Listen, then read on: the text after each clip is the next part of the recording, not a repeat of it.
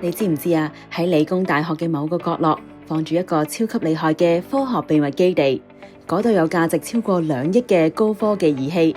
但係好多同學仔可能都從來冇發現，佢就係生命科學中心實驗室。我係生命科學中心實驗室高級科學主任袁日輝。咁我哋日常嘅工作咧，就包括提供一啲儀器嘅培訓啦，同埋研究支援俾我哋嘅研究人員嘅。成立超過10年，呢度可以話係研究生同科學家嘅裝備庫，裡面擁有全港最大最新嘅電子顯微鏡平台。要興建呢一啲可以觀察到細至0.1至0.2納米解像度嘅儀器，所有微小嘅震動或者電磁波都會嚴重影響結果。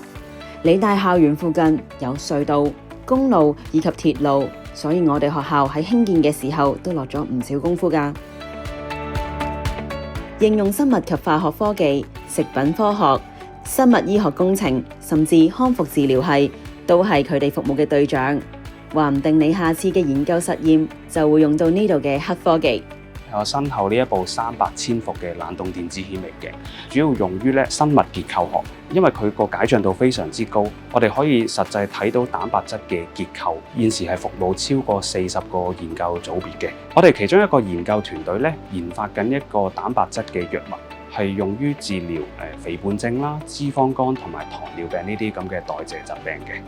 咁而利用我哋嘅冷凍電鏡咧，呢個團隊就可以了解到呢個蛋白質藥物佢嘅結構啦，同埋進入血液之後同另一啲血蛋白嘅相互作用。咁對於一啲醫學上或者製藥方面嘅研究咧，係有好大嘅幫助嘅。下一集再帶你哋去發掘其他嘅校園寶藏啦！